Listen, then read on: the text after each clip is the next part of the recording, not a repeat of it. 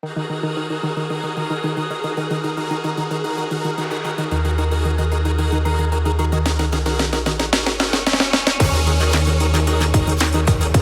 struck of how just the whole Marxist-Leninist experiment with state-sanctioned, atheism and secularism is kind of not part of the conversation. It's mainly focusing on what's going on in Western Europe and the United States, and figures like Charles Taylor and others are invoked. But I think what I hope that my book does is try to expand the picture a little bit and say that state-sponsored atheism is a big, part of the story of the 20th century. It can't just be taken off the tables.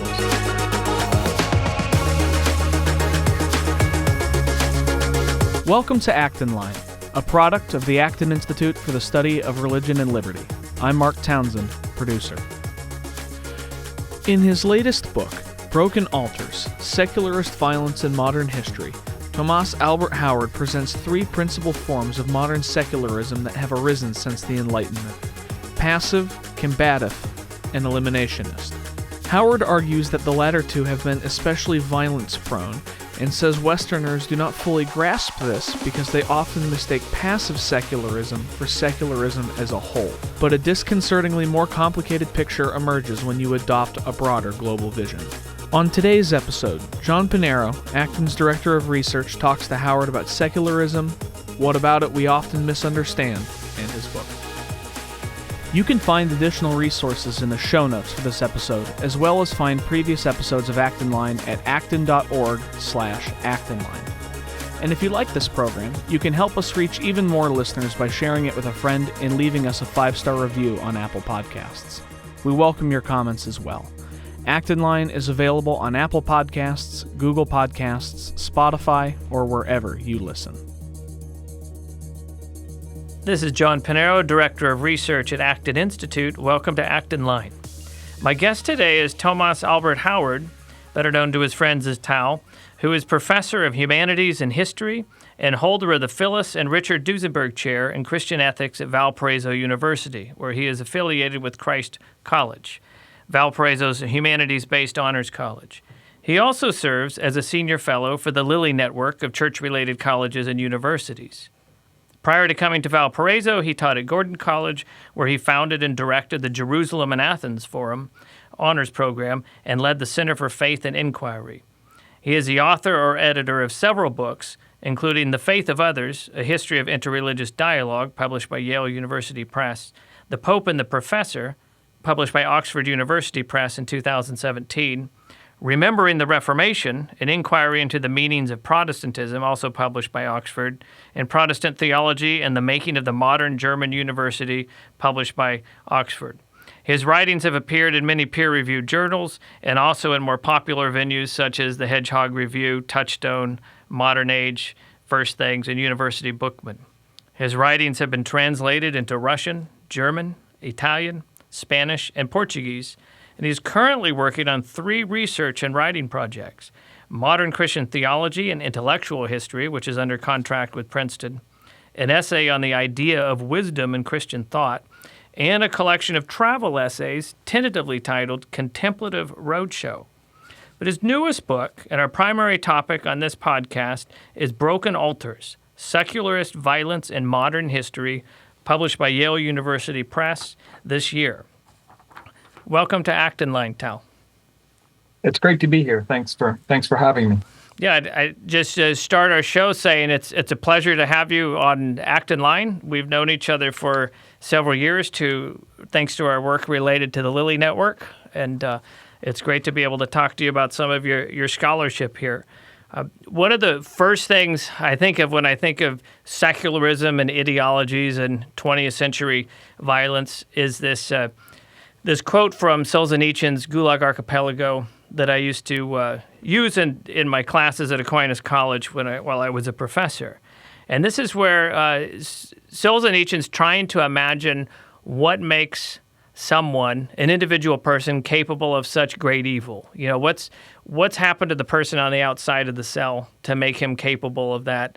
And Solzhenitsyn's on the inside of the cell looking out. And he writes that the imagination and strength of Shakespeare's evildoers stopped short of a dozen corpses because they had no ideology. Thanks to ideology, the 20th century was fated to experience evildoing on a scale calculated in the millions. The Black Book of Communism, published in the late 1990s, listed the numbers dead, and there was great debate over these numbers, but around 93 million under communist regimes in the 20th century. That's, of course, not including the deaths wrought by National Socialism in the 1930s and 40s, which amounted to 25 million, which seems much less. The Book of Communism liked to point out, but of course that was in less than 12 years, not between 1917 and the 1990s. But nevertheless, I love the title of your book, Broken Altars, Secularist Violence in Modern History. We don't often hear a term even used like secularist violence. So I guess I'd like to start off our podcast here by asking how you came about writing on this topic. That is, was there a problem you saw that you were trying to redress, a story you thought needed to be told, maybe a correction?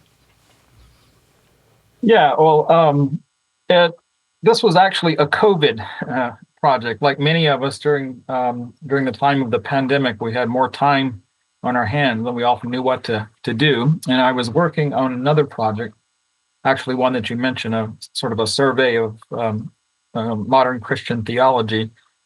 And I sort of got bored with it for a while, so I started moonlighting on myself, you might say. And I had this idea of just thinking of different forms of secularism in the 20th century and how at least some of them had lent themselves to violence. And I wrote a little essay, outlining these three different types of secularist violence or secularism, which I call passive secularism, combative secularism, and eliminationist secularism in the book. And then after I wrote the essay, I thought this could actually be expanded into a little book, sort of a polemical essay or provocative essay. I was also struck by so much discourse around religious violence after 9/11. Numerous books and have been written on it, and conferences, and certainly, I do not deny at all that religion can be a contributing factor to violence, especially when it's revved up in that ideological way, you mentioned in the quote from Solzhenitsyn.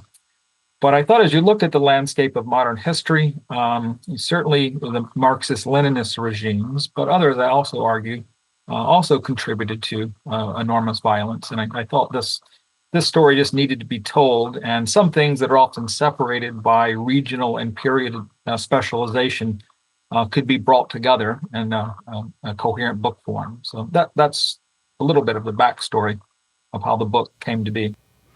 Okay, and that's, I guess, something like the COVID break is also how you end up with 4 major research projects at the same time. Then that's quite a bit to juggle. Yeah. Yeah, very good. Yeah, I have as Peter Berger once said, I have a bad habit of writing books. I'm trying to break it, but I haven't been able to. Well, I think it's a good habit on your part, and I appreciate it.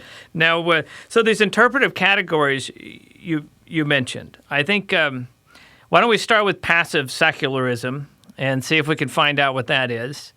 I was reading through your book, and at least I thought you implied that in some ways this was a type of secularism embraced at the Second Vatican Council by the Catholic Church, but I'm not sure if that's the right reading of your description. But maybe we'll start with the general and move towards that. But what is passive secularism? How does that get to be its own category? Yeah, I think secularism is a complex category that can be defined in different ways, and I think the best way to understand my categories in the book are to invoke Max Weber's understandings of an ideal type. That you can aggregate different phenomena under certain categories. Probably in the West, certainly in the United States, we're most familiar with passive secularism. This is more or less the live and let live mentality of the First Amendment. Intellectually, you could trace it back to figures like John Locke, William Penn, founders like James Madison, and this essentially creates a voluntary sphere for religious communities and religious beliefs and practice to develop, while separating them, at least from some degree, from the state. And I I think the Catholic Church and its decree on religious liberty in the Second Vatican Council, helped enormously by the American Jesuit theologian John Courtney Murray, embrace something like this after being quite skeptical of ideas of religious freedom for much of the 19th and the 20th century. Yeah, I think it was Cardinal Gibbons back in the 1880s who was writing to the Pope in Rome, who was writing to the Vatican and saying, "You've got the American. You don't understand the American experience. You think that you're equating religious freedom with religious indifferentism, as Pope Gregory had called it, and Morari Vos and Condemned, and other popes had mentioned, but." Even in spite of the anti-Catholic rioting that occurred in the 19th century and anti-Catholicism in American politics, Gibbons was saying, we're actually flourishing here. We're building parish after parish. We've embarked on our school system, although the school system needed to be embarked upon because of troubles in the public schools. But things are going rather well. And this was around the same time that those bishops gathered in Baltimore talked about the American founders building better than they knew. And he was very much a part of that kind of thinking. And so when I look at that Vatican II decree on religious freedom, I think about it in a lot of ways as very much a contribution that American history made to the church's understanding of religious freedom. Because prior to this, what's your experience as the Catholic Church with religious freedom or liberalism in Europe? Pretty much death and destruction and the kind of secularism I think we'll talk about it in a moment. And here, somehow, there's flourishing. But can we really say that today? I mean, how passive is the so-called passive secularism, say, since the 1950s in the United States? Well, I mean, certainly it's still there. I mean, I think certainly it has been tested in certain ways. By various actors who want more and more robust secularism that might lean in the direction of what I call combative secularism. But generally, I resonate with what you're saying about the American experience, and the bishops and the clergy here had a certain perspective. But those in Rome, their experience mainly with modernity was through the French Revolution, its anti-clericalism, its de-Christianizing impulses. Napoleon sort of took this throughout Europe. That was certainly in the Italian peninsula, where the experience of Rome with proclamations of religious liberty often went hand in hand with the taking over of church properties and type of anti-clerical ideology. I think of American statesmen and politicians over the years who were, I think, would work well with this category of passive secularism. Some of them were consequentialists about religion. That is, if it's kind of making people behave better, that it's okay, and that's where virtue is going to come from. That was sort of the Washington approach, and I would say even Eisenhower's approach. If I forget what his quotation was about religion, but it was one of those muddled things only Eisenhower could say, but something like, long as they're religious and I don't care what it is, that sort of thing. Right, yeah. But then there were those who were more, I don't know if Thomas Jefferson would be in this category, but Jefferson believed in truth, but he thought you required freedom to have it. But that's very different than thinking that the freedom is or the truth is unknowable. Right? So there's I think there's probably some interesting subcategories there in that passive secularism. Like the truth will out. You will find. I think you're right about that. I mean, there is a body of literature developed from some time now that is trying to speak not just of secularism but secularisms in various different ways. I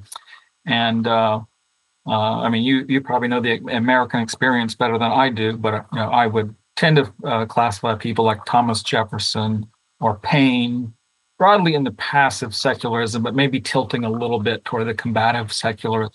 I mean, Jefferson was famously, pro French Revolution, and the ways that others had, great worries and questions about how the French Revolutionary tradition was shaping up in the late 18th and early 19th century. Well, let's talk about this combative secularism. then? How do we go from a passive secularism into a combative secularism? Yeah. Well, this is my second rubric or ideal type.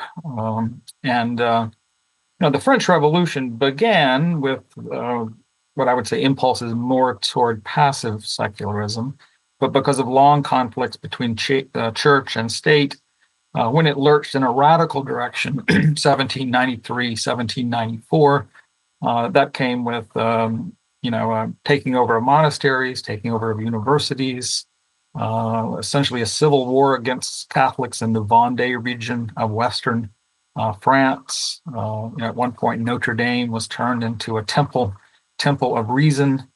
Many streets were renamed from saints, taken away from saints' names and made named after figures of the Enlightenment. And it's that sort of anti-clerical de-Christianizing impulse that's the origins of the term combative secularism that I use. And I take that one from Jean Barbaroux, a French scholar of secularism, but also another fine scholar, a political scientist, Amit Kuru, who's looked at secularism in Turkey and France and the United States. So I guess I should say that I'm borrowing these terms, also eliminationist secularism, and putting them together for my book.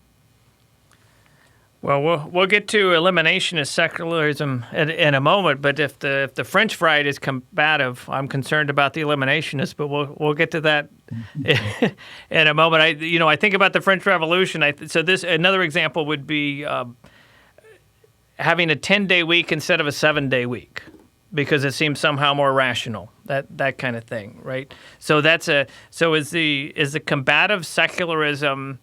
This is a kind of secularism that would engage in what many Christians would call a culture war, like you're fighting to reclaim the culture and shape culture. Would that be a fair way to understand this? Yeah, I think so. There's actually great work on the 19th century entitled, Culture Wars. And of course, this term goes back to Bismarck in Germany. But, even apart from Bismarck, especially in some of the Catholic countries, in Southern Europe, you have these real extreme forms of anti-clericalism that I think can be traced back to the French Revolution, or what in France they call laïcité, and certainly you see this in France today more with bans on hijabs and that type of thing too. That's so that the hijab ban. It's interesting you bring that up, and I know. Evangelicals and conservative Catholics who I've talked to over the years, and they think it's a good idea. And I think, women have been wearing veils in France for centuries. They were Catholic nuns, but they've been doing it. As an American, it just seems odd to me that the government would ban a particular person from wearing something on their head, or declare that you have to dress a certain way on the beach. And there's a big cultural divide there, I think, between Americans and the French when it comes to how to understand just what a secular state might look like. Yeah, but I think so. And that gets at the difference between the passive and combative secularism. I think certainly in France today, it's moderated from some of the extreme anti-clericalism of the Revolution, or, in the 19th century, or the 1905 law of the separation of church and state in France. And extensive anti-clerical measures to, Jesuits and other religious orders were essentially driven out of the state in the late 19th and 20th century. So I think it's moderated some in the 20th century, but as one scholar has said, that contemporary Islam has sort of inherited the role of Catholicism of bearing the brunt of laïcité. Today, certainly certain Catholics and other religious believers chafe under it as well, but it's given just the immigration question, it's a real flashpoint of French politics these days. Seems to be constantly being discussed in the news. Of course, with episodes of violence from militant Muslim extremists, that's another part of the story as well. Really not in France, but Europe-wide now. Now then, the eliminationist secularism. Let's get to that. So the eliminationists, if they're beyond the combative, this is what's going to bring us to the death toll, I assume. Yeah, the eliminationists, I mean, this arises a little later, and it's especially associated with Karl Marx. Famously, he called religion the opium of the people, or the opium of the masses. And certain, especially continental socialist parties, as they begin to form into movements and political movements and parties in the late 19th century, they sort of inherited the anti-religious dimensions of Marxism, and of course in Russia, what eventually becomes Marxism, Leninism. And I think the best way to distinguish the difference between combative secularism and eliminationist secularism is the combative is primarily anti-clerical, anti-institution church, where Marx proposes a whole theory in which religion will essentially peter out in human history as he understood it. But that was radicalized by other figures in the late 19th, 20th century. But it has I think there's strands of anarchism as well. Mikhail Bakunin was one figure that contributed to that. So, Joseph Stewart, a professor at the University of Mary, wrote a book a few years ago, I think for Sophia Press, called Rethinking the Enlightenment. And one of the things the book does a good job at is tracing the origin of some of that anti-clericalism in the French Revolution.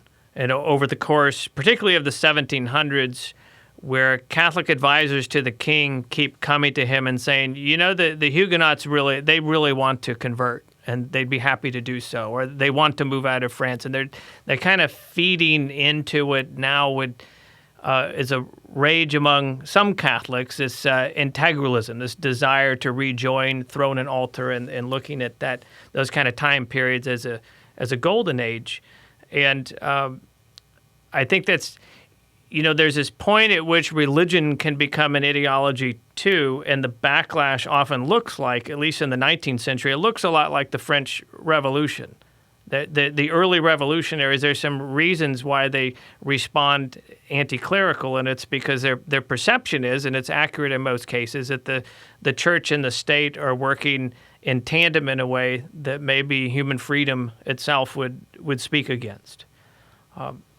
I would completely agree with that. This type of secularism does not just arrive suddenly, but it grows out of a long frustration with various state church aggregations in Europe. And for many of the Russian intellectuals, intelligentsia, and anarchists in the late 19th century, they had just a very grim view of the institution of the Tsar, institution of the church. And so that's why many would just say this needs all to be bulldozed, blown away. Yeah. So that's the progression, I guess. Yeah. So I would not deny, though, that it kind of develops in counterpoint with the type of reactionary Catholicism in West, reactionary Orthodoxy in the East.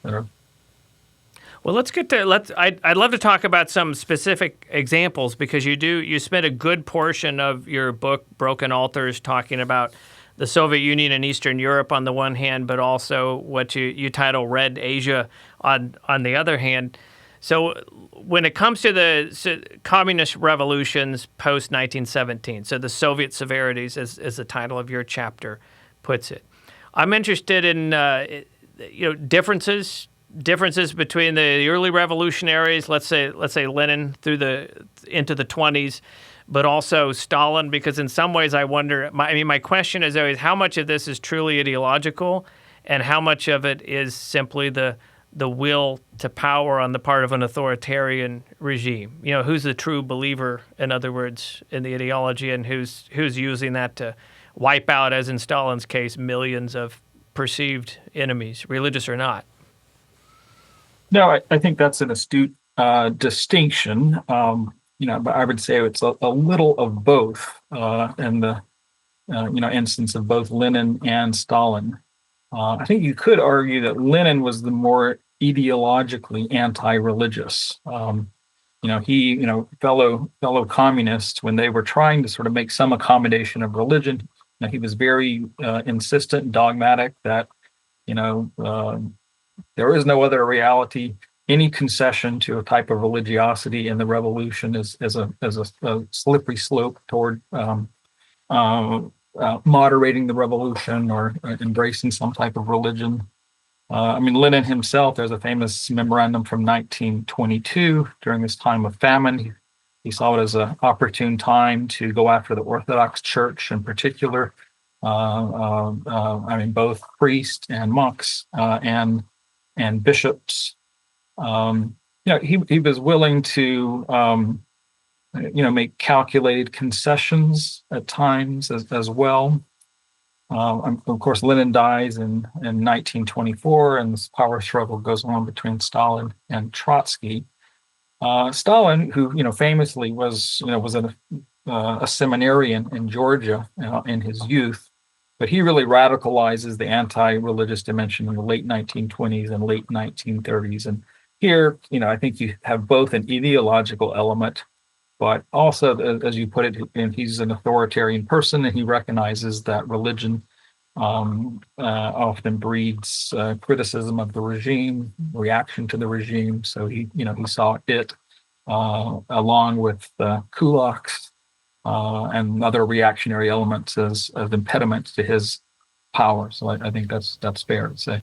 I think that's the authoritarian vision. Will put up with nothing that countervails the state, right? Any kind of countervailing entity. And so Marx himself talked about opposing marriage even because of the family might be a natural society, but it can provide some kind of bulwark for freedom against the state. Now, Trotsky, at least when I was in college in another century, many years ago, Trotsky always seemed to get a pass by leftist students. There was this kind of admiration, like had only Trotsky succeeded over Stalin, and you're at your cocktail party on the Upper West Side or something, you're chatting it up, and your Trotsky comes up, and you can kind of say nice things about Trotsky. You don't really say any nice things about Trotsky in your book. I didn't think. I touch on him at a few points, but certainly in sort of the international left in mid 20th century, he was sometimes a real figure set up on a pedestal, and that really Stalin had screwed up the entire revolution, but there was another possible revolution had Trotsky himself triumphed in the 1920s. But he was a pretty fairly ideological, anti-religious, anti-clerical. As well. If I could go back just to mentioning Marx, in some ways Marx did not really write that much about religion, and Marx didn't have just a theory that you had to actively be violent toward religious communities. His view was more than just the inexorable processes of history. Once the revolution happens, once people become more prosperous and industrialization takes place, that religion would sort of be like a wisdom tooth or something. It would just sort of not be needed, and it would eventually just die on its own. So it's really the revolutionaries, Trotsky. But also, I should mention there was this League of Militant Atheists that arose in the 1920s. First it was called the League of Atheists. Later it was the League of Militant Atheists that had a very strong ideological position, and through propaganda and re-education wanted to very actively eliminate religion in Russian society, Soviet society. Yeah, one of the more interesting themes running through your book is this surprise to communists in the Soviet Union and in Europe especially, and I think also in China. That is, the harder they try to stamp out religion, there seemed to be this unintended consequence of either strengthening it or putting it underground, but they don't seem to be able to eradicate it. And on the other hand, it also doesn't just seem to wither on the vine if they quit giving it water. So no more state support, but it still somehow survives. Yeah, no, that's right. It often became sort of a whack-a-mole affair. That if you try to, eliminate in this region or tear down this mosque or this church, it would kind of pop up and another one as well. There are many senior communist commissars that are upbraiding those under them for participating in religious services. Um, Often and particularly worry for the leadership was that religious communities could be breeding grounds of political dissent as well. And so, yeah, I think most of these, uh, extreme measures were, certainly effective in some ways, but it did not end up stamping out religion. Actually, in the 1930s, there was a census taken, and there was a religious question on it, and it came in so high that Stalin wanted it to be suppressed. And after that, on these surveys, censuses, they didn't ask a religious question anymore. And it would be like a proof of failure, I guess, Right, in right, some right, ways. Yeah, but also a reminder to others if they saw it that there might be other people who think like they do, and they didn't know that until they saw the right. poll, perhaps. Yeah. So, if we could, I'd like to talk about Chairman Mao Zedong in China for a moment. You were describing Stalin. I was talking about a culture war, and thinking of the whole Cultural Revolution in China. I mean, again, my question with Mao is the same as the question with the Soviets, a degree to which these communist leaders in the 20th century, whether we're talking the Khmer Rouge or in China, are true believers in their ideology, if they're just using it. How do we, as scholars, try to separate that when we want to say things about what an ideology is and does? And particularly, let's talk, secularism and secularist violence.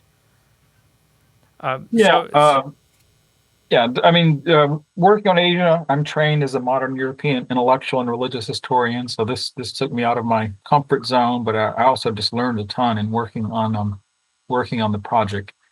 Coming back to your question of how much are you an ideologue or just an authoritarian, I think in the East, as in the West, as in the Soviet Union, I would say a little bit of both. Um, Mao famously told the Dalai Lama in the 1950s that religion is poison.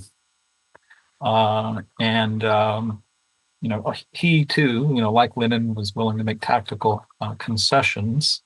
Um, but after the revolution in '49, one of the big targets was sort of Western imperialism, Western missions, Catholicism, and Protestantism.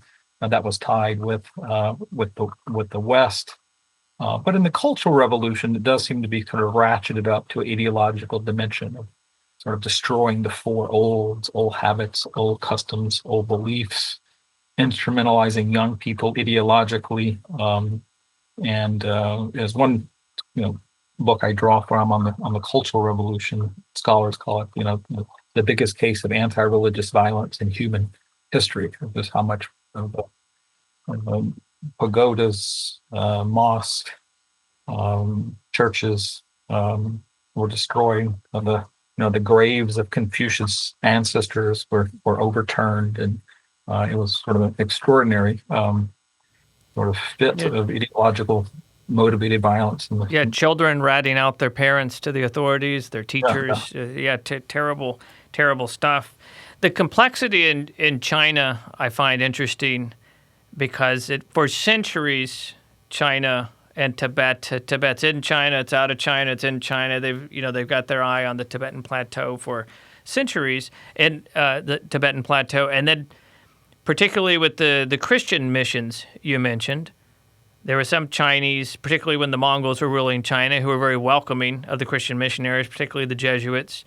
And then other times they expelled them, much like Japan, where the history was much more violent against the missionaries eventually. And yet you have this time period in Japan where there's, samurai with the rosaries on their belts and a sword in the other hand and that kind of thing. And so there's that idea of finding something to counter what's perceived as Western imperialism, and the faith is perceived as part of that imperialism, seems to me... there's just these layers of complexity in the story. Yeah, I would agree with that. I try both in the introduction and the conclusion say that, secularism by no ways is exhaustively explains some of the violence, but it's I think a significant contributing factor that does give a sort of a, Hegelian notion of this is the course of history. And if you don't get in line, it's not just, my power and wanting to suppress you or to take Tibet or what have you, but it's this is actually the, laws of history point in this direction. And so I think it does, lend itself to instrumentalize, for the purposes of authoritarianism. I mean, certainly in Tibet, which China had long interest in subduing, and still going on today. There's a great PBS special right now on the situation in Tibet and how China is trying to Sinicize it, kind of out of existence a Yeah, little bit. sure. Population driving history, as Yeah, the British used to say. yeah. So Yeah. yeah, that is going, and certainly this also adds some context to the persecution of the Uyghur Muslims in China as well, because that certainly precedes our current moment. Well, Tal, I thought you did a very good job in the book pointing out that, yeah, secularism is not the exhaustive reason for this kind of violence, and yet this explains a lot, and it also explains, getting back to that Solzhenitsyn quote that I mentioned at the start of the podcast, about the role of ideology, in particular secularism here, and in terms of the death toll. There's another way I think I'd like to approach this, and that is just through the sheer use of state-sanctioned violence. So I think of the unintended consequences even of the ancient Roman state against the early Christian faith, and certainly that did nothing but increase the faith until the state became Christian as well. Joseph Ratzinger wrote in The Values in a Time of Upheaval. This is one of my favorite books. And one of the themes running through that book, this was a book he wrote based on a series of lectures he delivered in 2004, a year before John Paul died, a year before he became Pope, where he talks about how church and state working together leads to not only unbelief, but unintentionally deifies the state. That in a way, one of the things that had happened in Christian history was to secularize the state and turn the emperor who claimed to be God into a man, but that somehow modern ideologies actually re-sacralize the state. They make it sacred once again. The state can do no wrong. The party can do no wrong. You can't question it. And that we see this sometimes in Christian history with aspects of the Inquisition, for instance, but we also see it in this I'd say very technologically enabled way in the 20th century as well. Were there any key findings in the book that really surprised you, maybe that you weren't expecting in looking at secularist violence in modern history? Yeah, well, something you said made me think too to recognize that there was the extreme secularism, and just to go back to the Soviet Union for a minute, Stalin was quite adamant and very repressive toward religious communities in the late 1920s and 30s, but he actually pivoted at World War II, and that he began really reversing policy in some way. He recognized the church was important for Russian nationalism, that was important to take the fight to the west, to Nazi Germany, and he began to rehabilitate the church, but in a very particular way. And I borrow a term from a scholar, Timothy Shah. He speaks of a conflictual integration, and it's then integrating the church in the body of the state.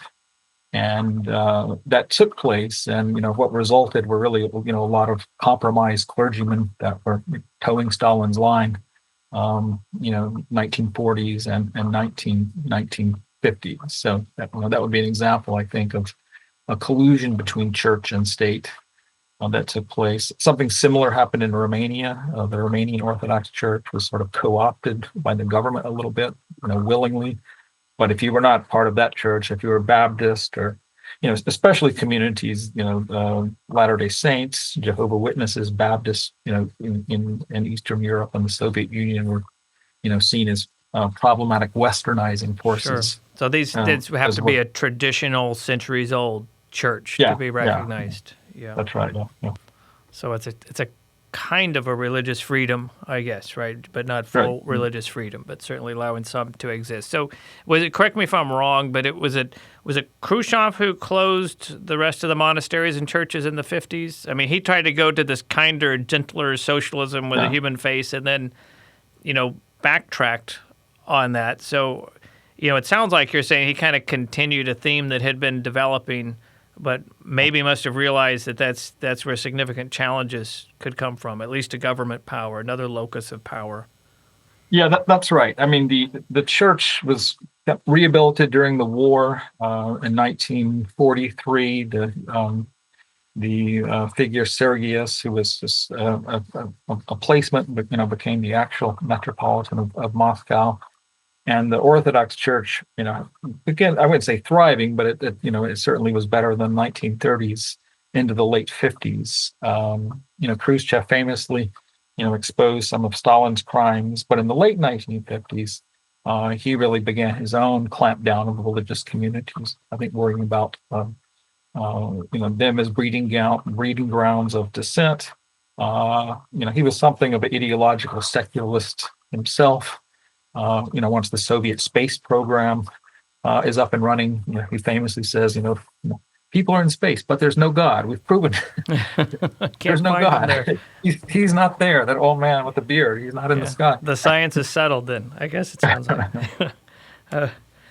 So, what an author intends and maybe what a reader takes away can sometimes be two different things. But I'm reading through your Broken Altars book and thinking, this is a really good argument for limited government. That is a government that's so small that if it's either trying to ideologize a religion or something like secularism, it's not going to have the strength or the power or the financial backing or the influence to administer organized violence against its own population, so that you might have the religious violence of the mob with sticks, who's going to beat the local person who allegedly committed some crime against God.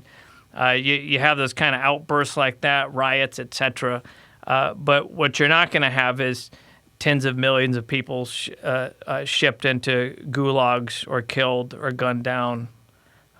I think only that to me is part of this story. Then if we're talking about secularist violence in modern history, part of what makes it modern is the capabilities of the authoritarian state in the 20th century. Yeah, that's certainly true. And I'm a historian, so we always get jittery when talking about our normative assumptions. But in some ways, the book is a plea for limited government and religious freedom. But certainly just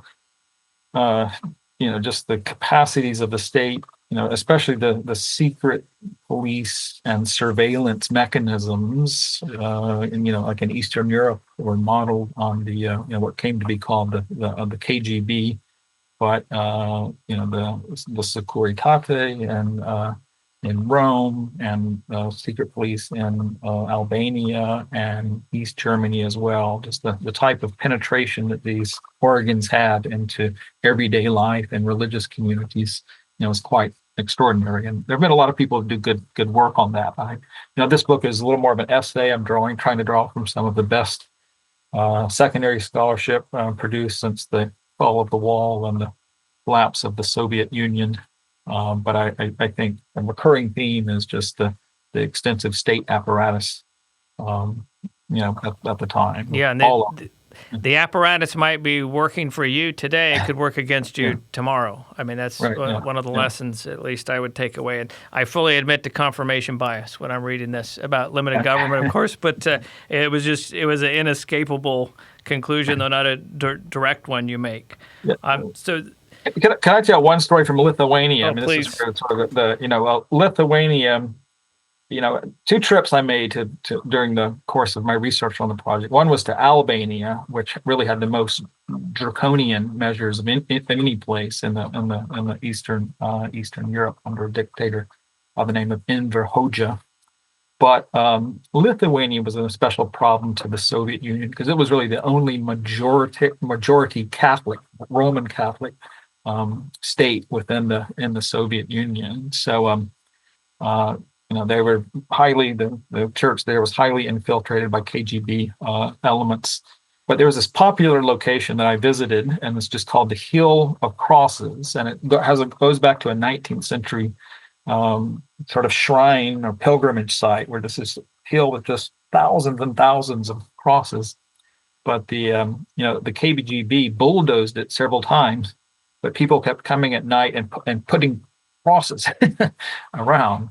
And one scholar I visited with, he talks of that period as sort of being bulldozer atheism, was his term for this. But eventually the KGB sort of gave up, and it says, you can't completely stamp out piety, and maybe this is not the best approach. But I mean, anyway, it's kind of out of the way from the Soviet center of power, so maybe just let it go a little bit.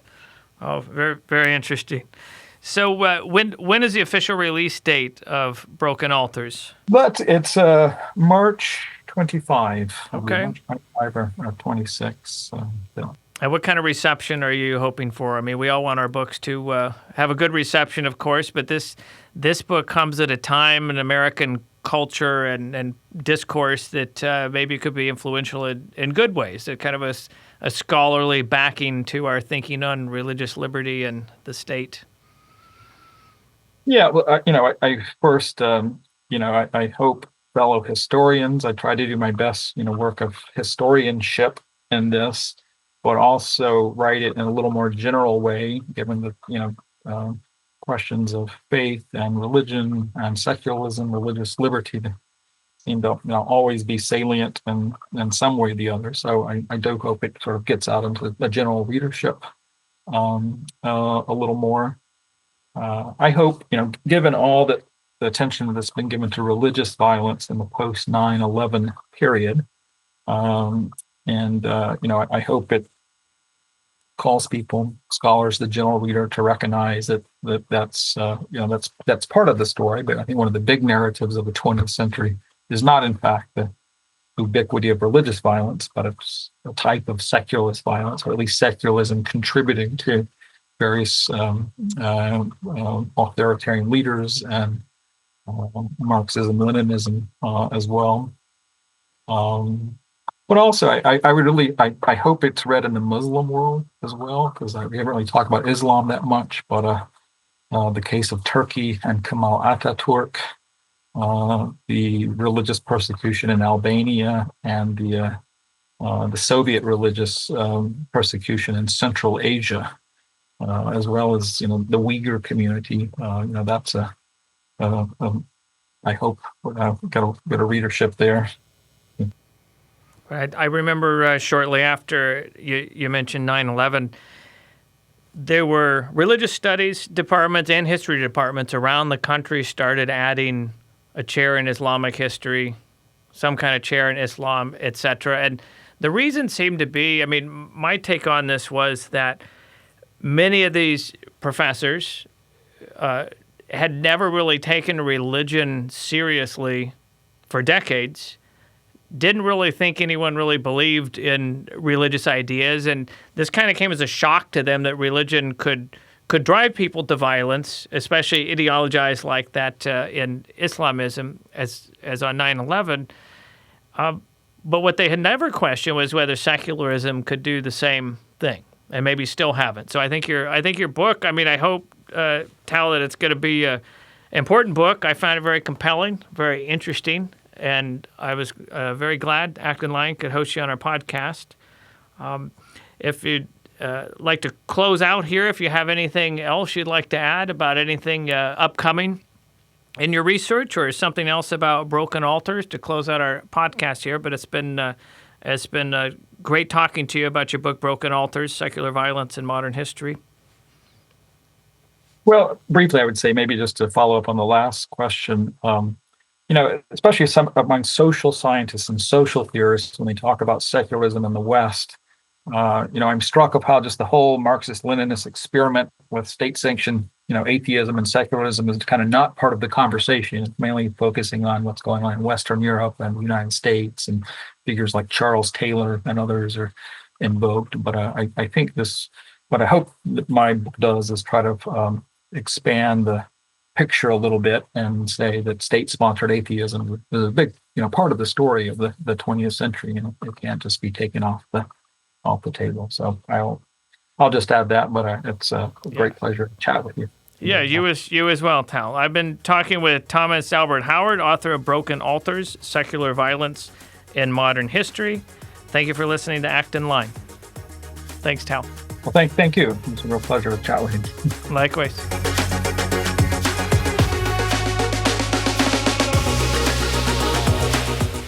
As always, thank you for listening. Our team loves putting this podcast together for you. It's encouraging to hear from our listeners. Feedback is incredibly important because it lets us know what topics you are interested in most. If you have comments, feedback, or ideas for a show topic or interesting guest, you can email our team at producer@acton.org. Until next week, for Acton Line, I'm Mark Townsend.